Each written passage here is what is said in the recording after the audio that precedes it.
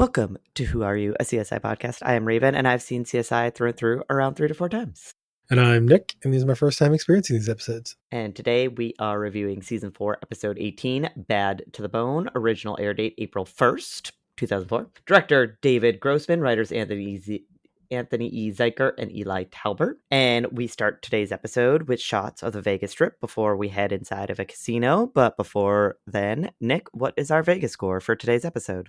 We have a fairly paltry 19.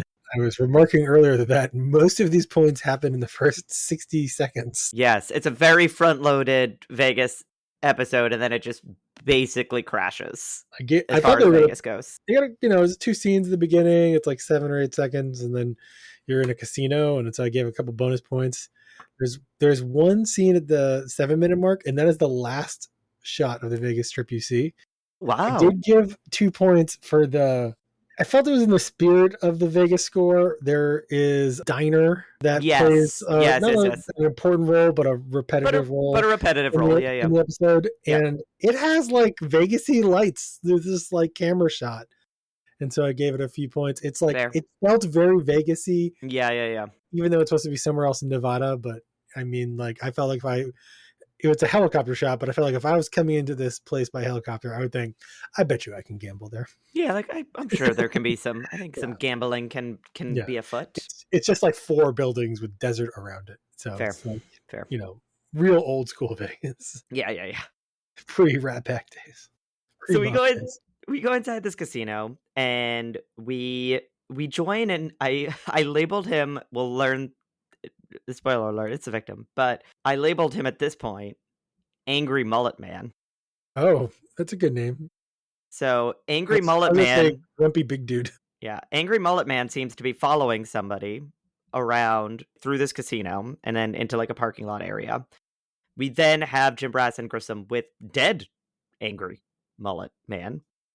Appears robbery not a motive though. Like, they have chips on them, they still have their wallet, and we learn that the victim is Tony Sciarra? Something like that. Sciarra? From Philadelphia. We then go to credits. We come back to the scene. Now Warwick and Catherine are there. They're taking pictures, they're collecting evidence. Jim Brass is debriefing Grissom that the victim hadn't even, like, settled into their hotel. They essentially, just threw their bags down, and then they were hauling ass through the casino. And as Catherine is looking at the victim, she is wondering if all the damage that has been done, especially to his face, if it was just with fists, it was just hand-to-hand combat that resulted in this. Yeah. We then go to Sarah and Nick with the tech surveillance person from the casino, and this is my first spot. First? The guest star. Yes. I have 0. I have 2. This is number 1. And okay. So the first time I watched this episode, I was like, I think I know him. And then I went, no, I think he looks like somebody else. And then the second time I watched it, I was like, no. He does kind of look like somebody else, but I don't think that's it. And so I opened his IMDb, and as first looking through it, I was like, there's no way I know this person, right? I'm looking through their IMDb, and I was like, nope, there's no way I know this person. I do, in fact, know this person, and it is going to be from a movie that I referenced, I think, earlier on in this season, called Dead and Breakfast. Yeah. He is deputy... I think it's supposed to be a play on anus, but it's Enus. Anus. And that's where I know them from. Not from the 9 episodes of the hit series The Passalis. No, I didn't. I hadn't watched that one. So this is my first Spot the Guest Star. We're not with this Spot the Guest Star very long. They're just watching the footage of the victim, and as they find him on the surveillance, they realized that another guy was snaking him, was taking his chips while he was gambling, and the victim busted him. So they're like, okay, we need a still image of this thief.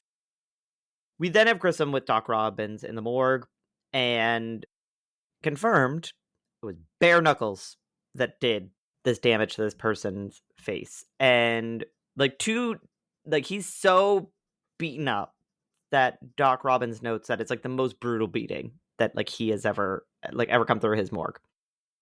And as they continue to talk, Grissom is thinking that there wasn't multiple people attacking this victim. This was like a one-on-one beating. Old-fashioned fisticuffs. Old-fashioned fisticuff, just one-on-one. We then have Jim Brass and Nick talking to a maid. She saw the suspect in the bathroom. She also sees him now as she's kind of like looking towards a restaurant. So they go inside the restaurant. They arrest a guy. He's wearing different clothing though, but it is the same guy. We then have Jim Brass and Grissom with the suspect, who we now learn is Walter, in interrogation. And Jim Brass is trying to get him to talk. He's like not saying anything until Jim Brass insinuates that maybe he's gay. And then he was like, no. But that gets him talking a little bit.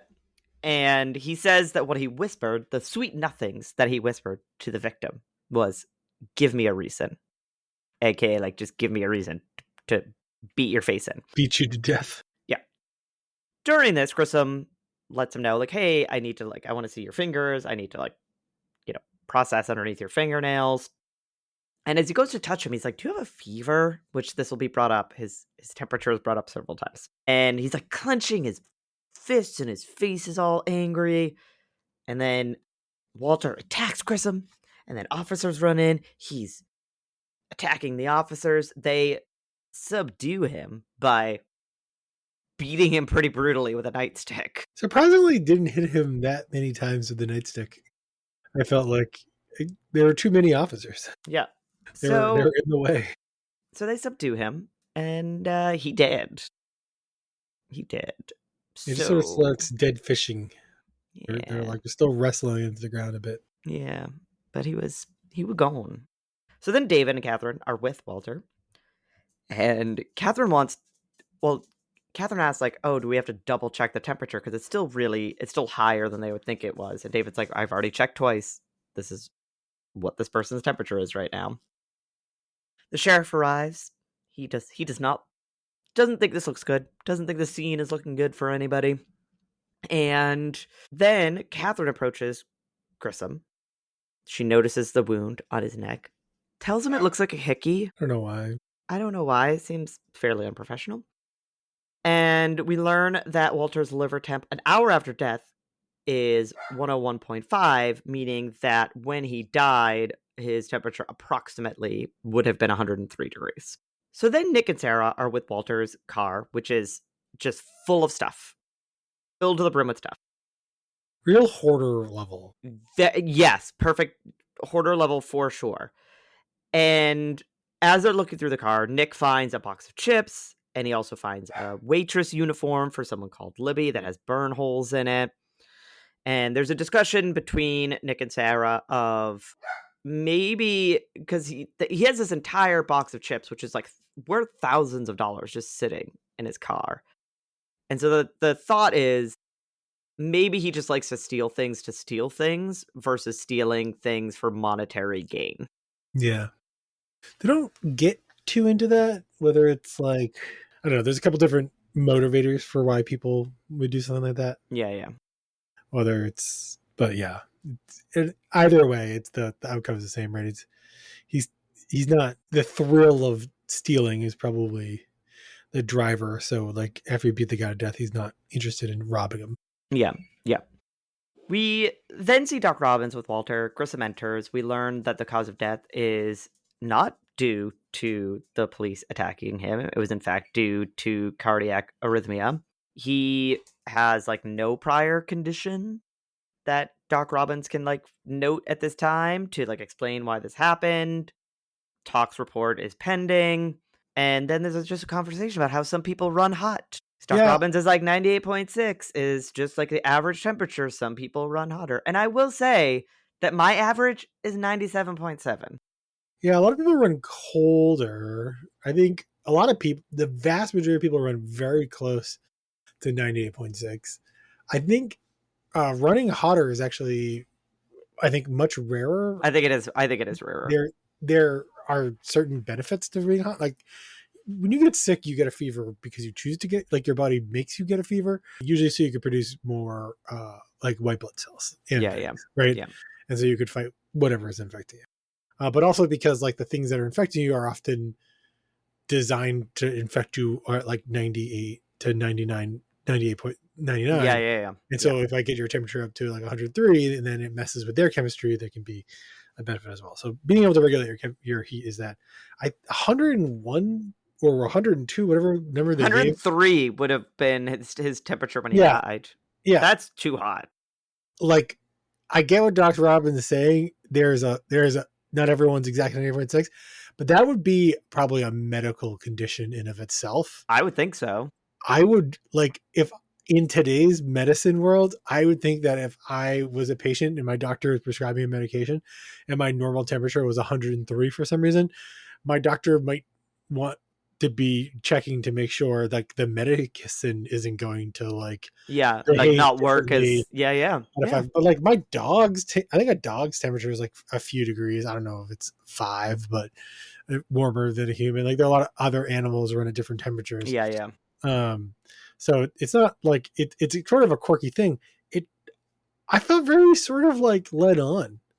Like I thought this was going to be a really important part of Oh, like solving like conditioning that why yeah, he's yeah, the yeah. way he is or Yeah, something. yeah, yeah, yeah. And they're just sort of like trying to explain it away. And then it's like, I don't know. It just felt so unfulfilling. They're like, but also because it was so high that I was like, I feel like maybe that's like, I bet you there's a very countable, like probably the number of fingers you have of people alive in the world today who run anywhere close to 103 degrees as your standard temperature. Yeah, yeah, yeah. I would think Like, I would think so yeah, as I well. mean, and so yeah, it was it was just like one of the weirdest things in the episode.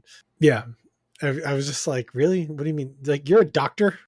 You should know how odd this is. Like, Yeah, yeah. I don't think anybody would dismiss 103 I don't think so either. as some people run hot. Yeah. If it was like okay, it was like 99.5, then you'd be like, yeah, some people run a little bit, like 98.6 is the average. So like maybe people, maybe some people hover around 100 degrees as a I'm gonna find a chart. I'm gonna find a chart with the distribution. Yeah, once you get over 100 degrees, it's very rare. yeah, that's Do you what know the average is actually 97.7? okay, yeah, because I'm 97.7 is like my Pretty close to 98.6. I wonder if it's like a male female oh, I wonder if it is. thing, or maybe different Oh, like races I wonder if or like parts of the world. I wonder if since I started tea, if my average temperature is up. No, it's possible. It's Because I possible. feel like most of the people, I know when you're older, like a lot of times people maybe a little cooler and colder and are more likely to dress up. But I think in general, there's sort of this idea that often like more masculine, muscular bodies tend to be warmer, and like smaller and lighter bodies tend to be cooler. And that comes up a lot when people are trying to regulate the temperature at home or an office. Yeah, an office. Or like we think about how many people are wearing sweatshirts and shawls and Yeah, yeah. things or blankets, right? There's definitely a lot of variation. But so yeah, I wonder if that has something to do with it. But yeah, there is definitely people with warmer temperatures, but it seems like it drops off pretty hard at around 100 degrees. Yeah, I think that makes And so sense. I think to get all the way up to 100, and like this one chart I have basically goes from 96 to 101, which means it's not a non-zero number of people, like 101, which I don't think I really knew, but it's still 3. Yeah, Just it's very it's going high. to be super, Yeah, super. no, I agree. So we talk about this. This comes up again in the next scene where we see the sheriff with Walter's sister, who we learn is Beth Darien, and the sheriff is letting her know that her brother died in police custody. Grissom walks in, and at first you kind of think she's going to be upset about it. Like she's just like, oh, yeah, like he died in police custody. But what we find throughout this conversation is that Walter has hurt a lot of people, and she's just relieved that it's over. And she asks Grissom, like, is that how he touched your life? And pointing to like the wound on his neck. And she does confirm with Grissom that he has run hot since he was a kid. Like that is like a condition that he has had since they were young children growing up. We then have Grissom and Warwick at a motel. We learn that it is Walter's motel. He is also a hoarder at home, so it is not regulated to just his car when it comes to his hoarding tendencies. As they're inside the motel, they're looking out. They see a wheelbarrow. They go outside. They find a very oddly pouring of concrete. Like a I like very, that. this doesn't make I think, any I think at one sense. point they call it like maybe a patio or something, but Yeah, no, I think Warwick goes, this doesn't it's look like like a not patio. even No, square. I think Warwick says, Yeah, this yeah, isn't a patio. yeah. Like, this doesn't make sense. This isn't a patio. And so, All right. I felt like the first time I watched this, I was confused. The second time I watched this, I tried to like listen in for this piece of information. Does he live here or does he own this? both. Okay. Both. Because they referred to it as his motel a couple of times, but for some reason, I don't know if I just missed it or glanced away or something where they said like or they never actually said like, oh, this is he owns this hotel or something. But yeah, they definitely gave you the impression that he owns it. They did, no, Yeah. I think in this scene, at the beginning of it, I think Grissom makes a very quick, like, this is where he lives and he owned it. Okay. So he was both, that he owned the motel and he lived at the motel as well. So we then have Nick and Sarah at a diner, and Libby was, and okay, kudos to the waitress that is still there. Because if I worked with somebody for one day 8 years ago, I am going to remember No. zero details of that. Also, like, zero details of it. Like, you're never gonna remember their name. I don't know. Yeah, it's impressive. It's impressive. So Libby was there 8 years ago, made it one day, like spilled grease on herself or coffee on herself, and first and last day, they don't have any records, but don't worry, we'll continue talking about Libby throughout this episode. We then have Warwick drilling through said quote-unquote patio. And I did have to note, I was like, I feel like it's like a little bit of willy-nilly drilling. Like, did you scan it first? Oh, they You're just like drilling no into the idea. Yeah, I mean, this whole thing is kind of like I just feel like there we wasn't a have lot this of like case. It's this scene is like not related to it. We searched his house. We saw a patio on the ground, and we're like, this seems weird. Let's just dig up this yard. let's just dig it up. Let's just dig it up. He's dead. We don't need a warrant. Presumably, you have to get a warrant to do that, right? I mean, he's dead, so I don't know. It's Right, the person whose property it is dead. I mean, his estate owns it. They have rights. That's fair. You can't just maybe his sister. Maybe his sister is like his only living relative. Yeah, but and so maybe she gave. She might have. They definitely didn't go over that, but spoiler: big mistake on her part. Big mistake on her part. We'll find out. So they're digging through the concrete. Grissom is there. There's like other techs on scene. They're like processing it, and then Warwick dings into bone, and as they brush it away, it is a human skull. This brings Jim Brass onto the scene. Warwick uncovers a wedding band, but there's nothing at the moment. There's nothing gender specific about the bones. Like the band is like could be a man or a woman's band. They, they're not able to like make that estimation. Grissom, though, as they're trying to determine how long these bones have been in the ground, takes a whiff of said skull and guesses that it has been buried there for more than 3 years because the skull doesn't smell anymore. I would say he definitively states it must be at least 3 years old. He does. Yeah, he does. He is very sure about this. And as they're continuing to excavate, they find a knife under the pelvis bone. So this will also play a pretty key role in this episode. We then have work with Doc Robbins and the bones, which now Doc Robbins is saying are female. The person never gave birth. They are likely Caucasian, somewhere in the late teens, early 20s, based on molars erupting and all that good stuff. We have Grissom in his office. Catherine enters, and she's like, how did you know about like this body at the motel? And Grissom's like, I didn't. But all the like tox results and everything came back, and they're all negative. And just like from that murder, and then him attacking Grissom, and then attacking the police officers, and then like the conversation with the sister, Grissom is like, how is this this person's first arrest. Like, how has First this time person you've done something Yeah. heinous or Yeah. So Grissom's like, violent, that really just is the word I'm looking doesn't. for. Catherine gets a call during this. She has a little flirty. Put that on pause. We'll talk about it later with our Spot the guest star, who this better not be a credit for him because he's only, I think you said 5 episodes her new beau is in. We then have a walk and talk with Greg Sanders, Catherine, and Grissom.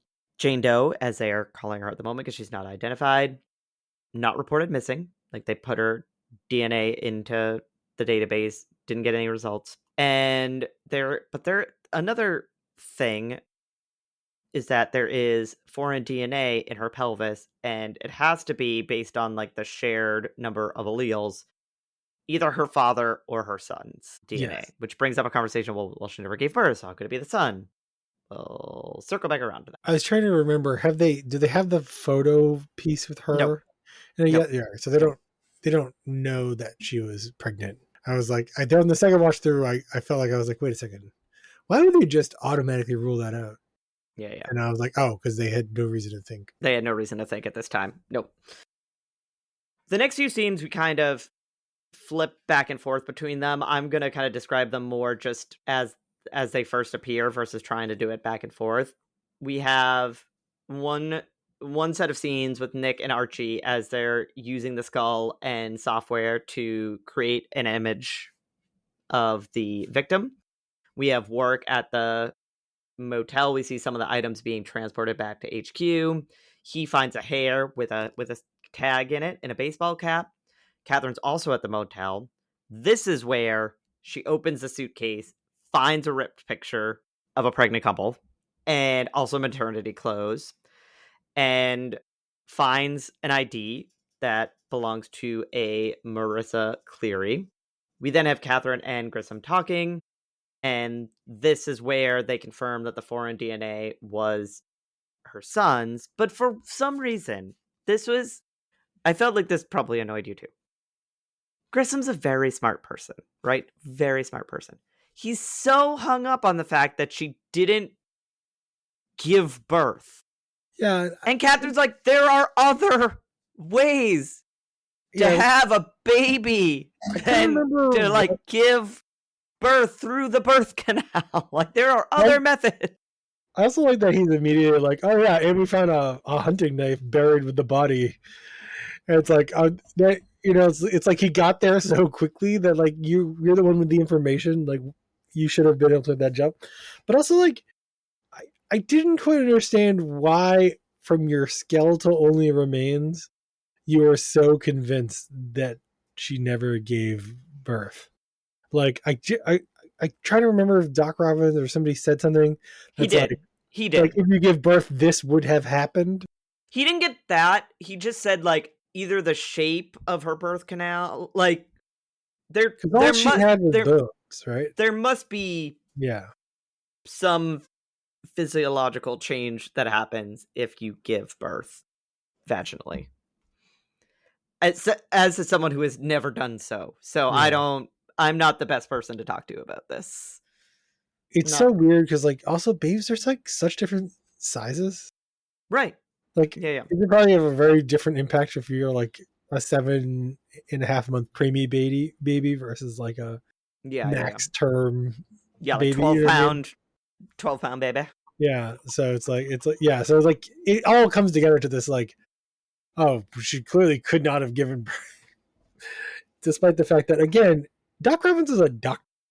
Yes, he went to medical school. He did. He's aware. And sometimes he's a medical genius. Sometimes not. Yeah, sometimes not so much. So we then have Catherine and Jim Brass talking to the other half of the picture. So the not pregnant woman part of the picture in interrogation. And this is my second spot. The guest star.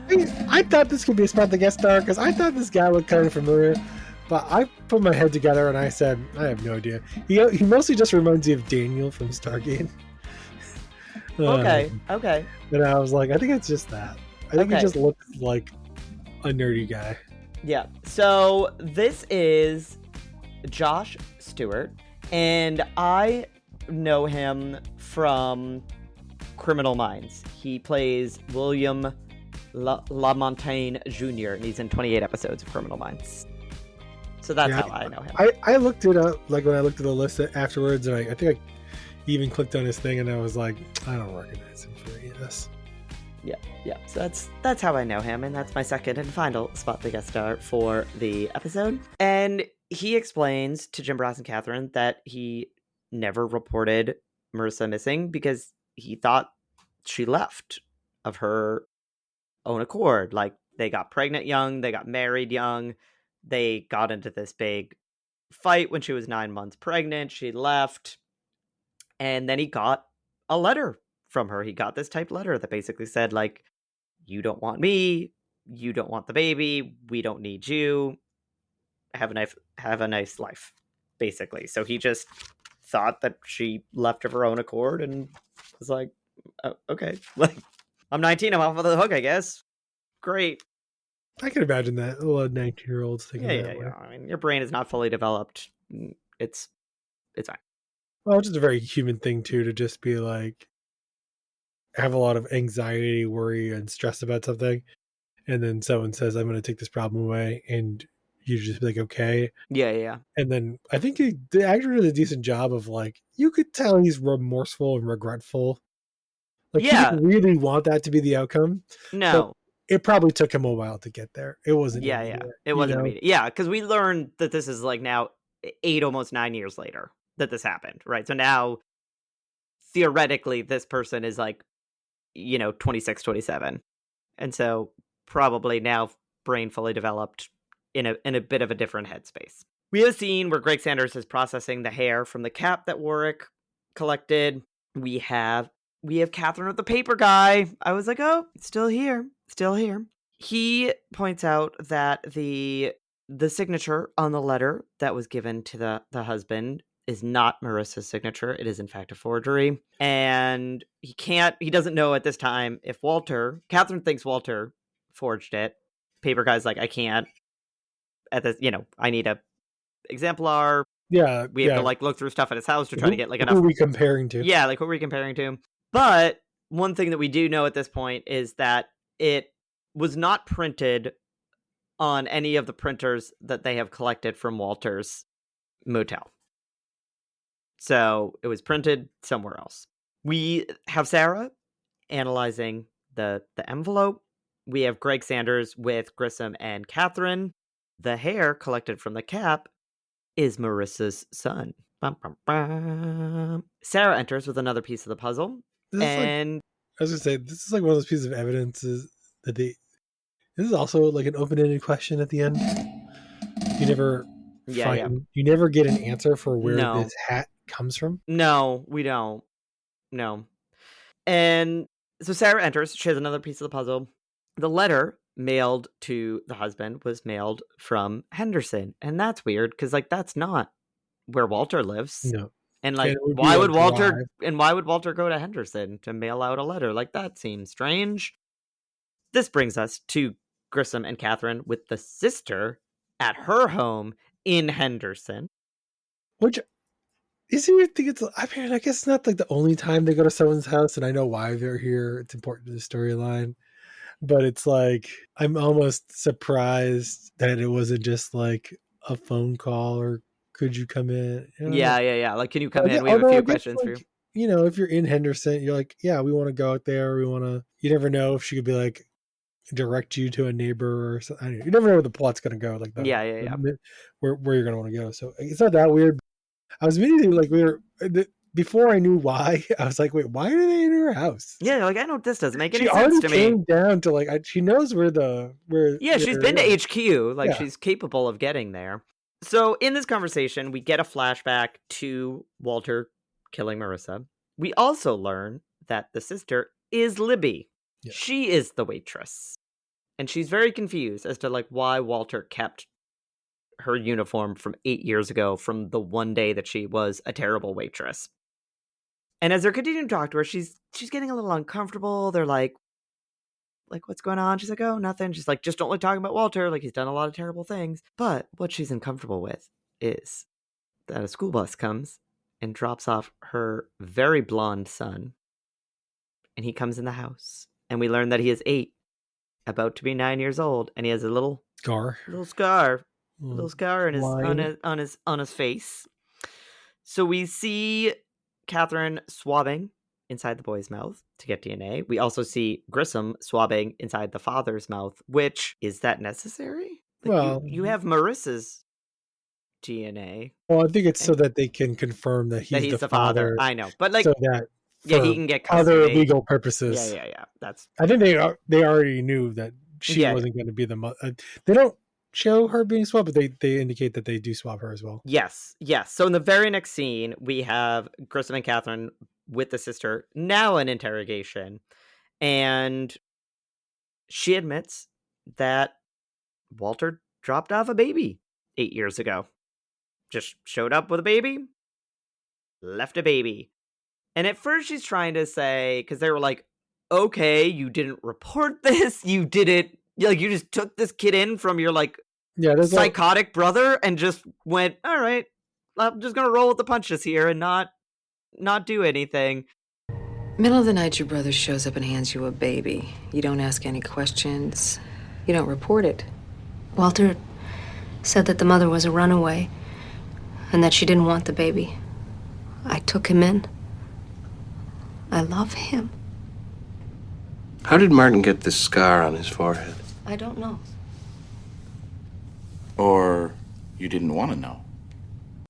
So at first she tries to claim, like, oh, well, he told me the mother was a runaway, but then we learn that she's the one who wrote the letter because, unlike Walter, she didn't want the father to suffer. So she wanted to give him, like, some closure, some peace of mind, some, like, hey, don't wonder about what happened. I like that she's like, I found this photograph in this suitcase, right, that I guess Walter would have had to bring to her. And she's like, where did he get his address from? Like, her license. They were married. No, his. Had to get his address. Yeah, they were married. Marissa and the father were married. No. I mean, Libby or yes, Beth. So Marissa's license was in the suitcase. In other words, it's the same address. It's the same address. Oh, I see. That would be my guess. Wait, they were married? Yeah. They were dating for a few months. They got pregnant. They quote unquote did the right thing, got married. Oh yeah, okay, yeah. And then they started fighting. I got the feeling from like the fighting, and I don't want to see you again. He didn't like go home, so he had to go somewhere.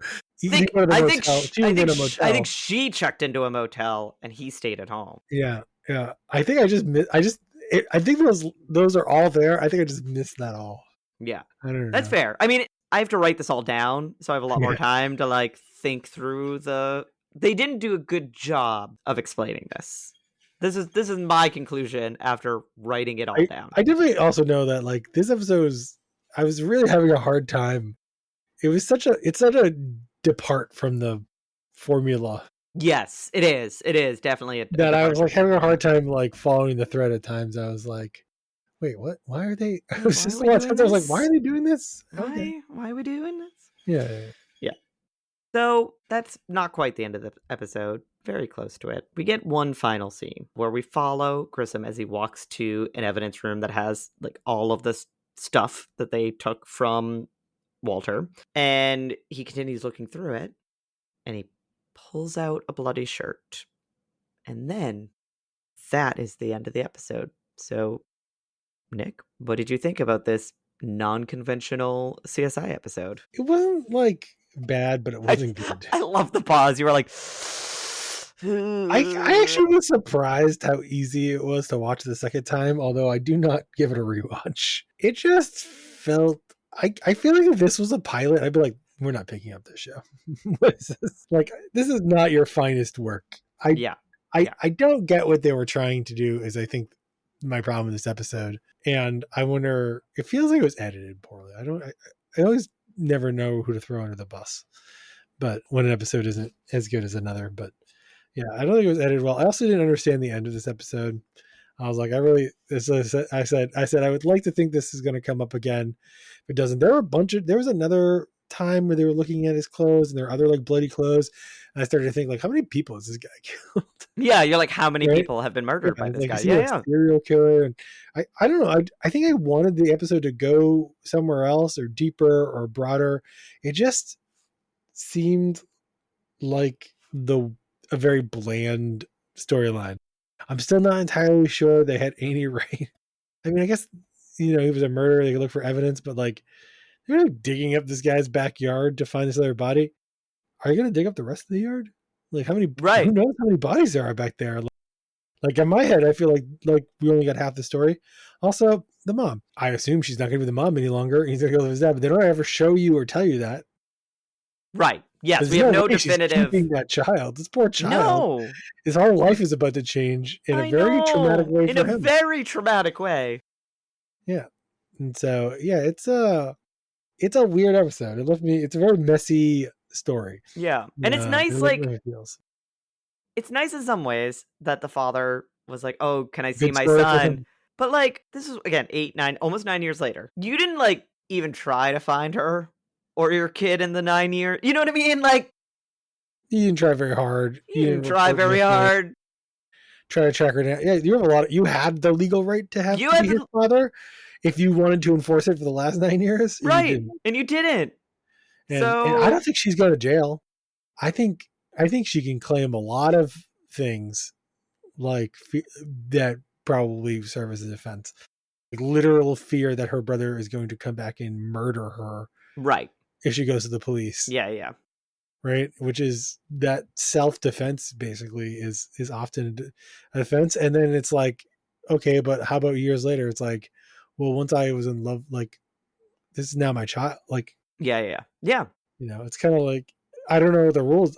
I'm sure I in the have eyes of no- the law, it's not your child, but like from a mental standpoint, like, I don't know. You put one mother on that jury, I don't think she's going to convict this woman. Right, because because they're just gonna be like, It's just like, if you told me my child was swapped to the hospital and my biological child was dead and now the biological parents of this child want to take my child away, I would never, ever, ever, you'd have to pry, you'd have to kill me, right? Like, Yeah. it's like, yeah, so it's like, it's such a weird, it's so many open-ended questions. And I was just sort of like, me, I do like a nice buttoned up story.